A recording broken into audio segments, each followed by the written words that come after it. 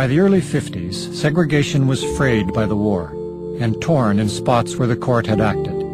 But the court was aware that the big fight was still to come. The schools, led by Thurgood Marshall and other young lawyers like Robert Carter, the NAACP Legal Defense Fund was running or aiding cases all over the country.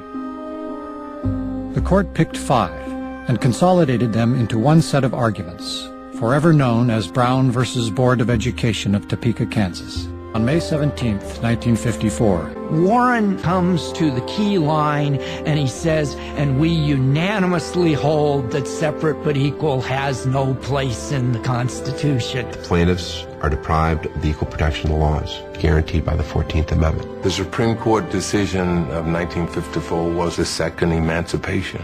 It was a great moment. The Brown v. Board decision created a new day, potentially of equal opportunity.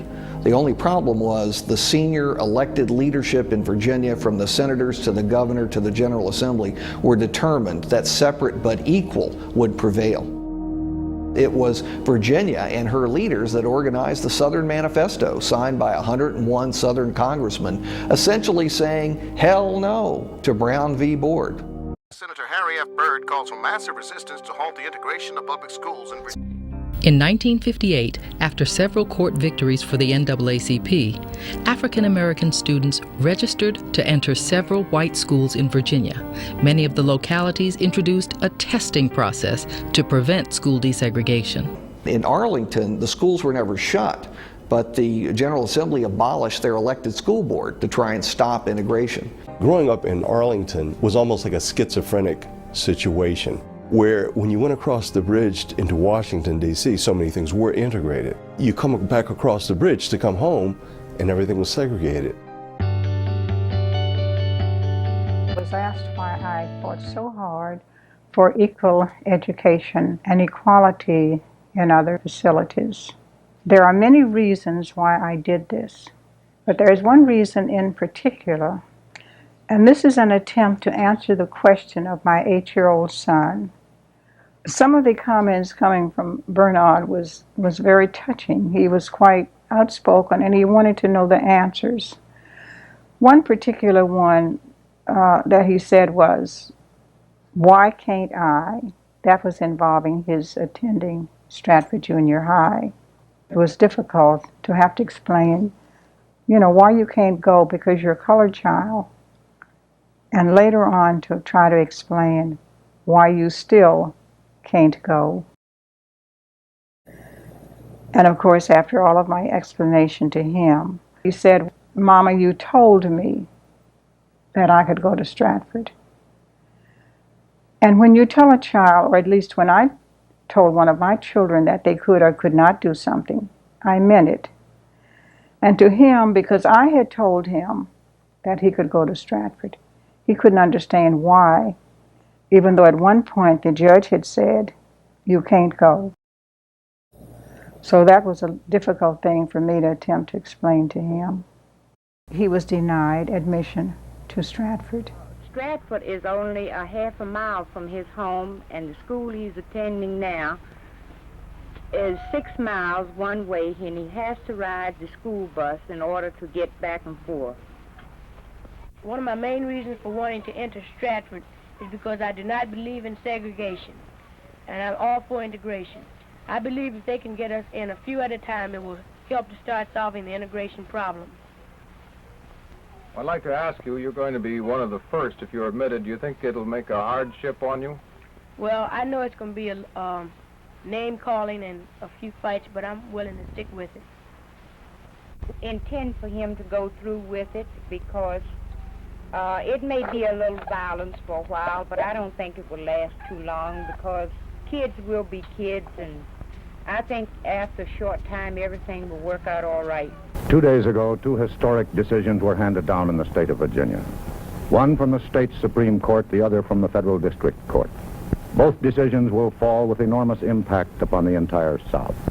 Massive resistance laws were declared unconstitutional by both the state Supreme Court and a federal district court in early 1959.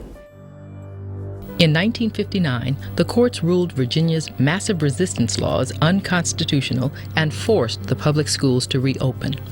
On February 2nd, Arlington County and the city of Norfolk were the first to desegregate their schools in Virginia.